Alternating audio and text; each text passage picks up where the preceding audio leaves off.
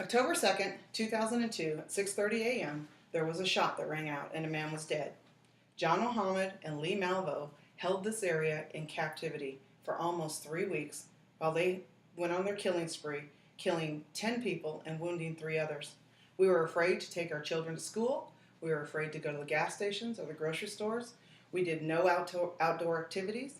We just stayed as hostages in our homes. What are some of the lessons that we learned from this investigation?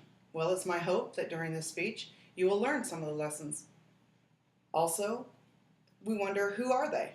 John Muhammad was a 41-year-old man from Baton Rouge, Louisiana, who befriended a 14-year-old Lee Malvo, who was basically homeless, fatherless, orphaned, and they lived from homeless shelter to homeless shelter all across this country. Some of the difficulties of this case were the multi-jurisdictions. The killings in this area span 3 states and multiple counties. That involved the FBI, CIA, ATF, transportation. Many agencies were involved. One of the other difficulties in the case were the fact that there were several media leaks. One of them particularly was the leak of a profile that was done very prematurely. We thought that we were looking for a white, middle-aged male who was alone.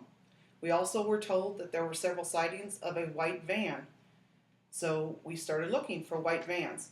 There were many traffic stops, causing all kinds of gridlock in the area that's already saturated with traffic, to do searches on random vans.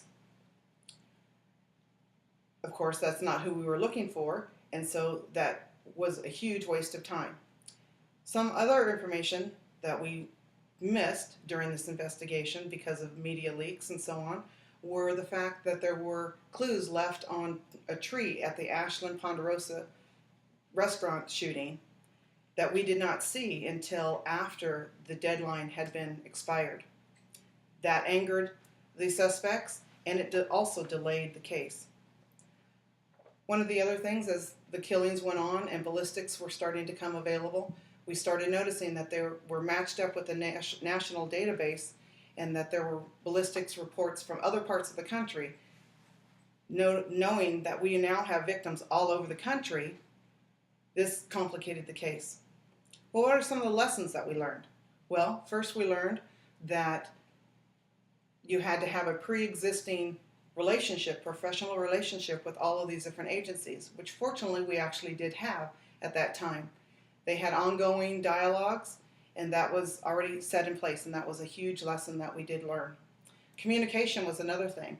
Not only did we want to communicate with the various law enforcement agencies, but we found that it was immensely helpful to communicate with, for instance, the superintendents of schools. What do we do with our children? How do we keep them safe?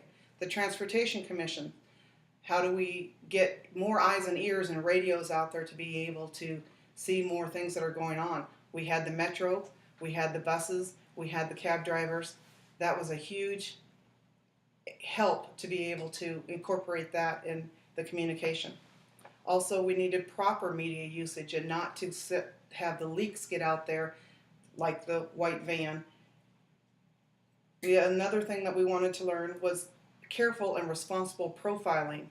We didn't, again, want another situation. We were looking for a white man in a white van, and that turned out not to be the case at all.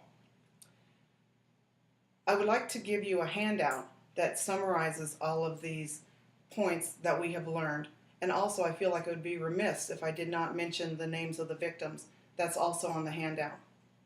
In closing, I would like to read a quote from the police forum organization Sniper Report. The agencies involved put in place a new company in less than 3 weeks, established new operating rules, and undertook a huge investigation spanning over 2,500 square miles in what amounted to finding a needle in a haystack. 2 suspects with a rifle were identified, arrested, and convicted of one of the most traumatizing crimes in the history of this country. The lessons from this case will serve as an important blueprint for those law enforcement executives who will be challenged by similar cases in the future.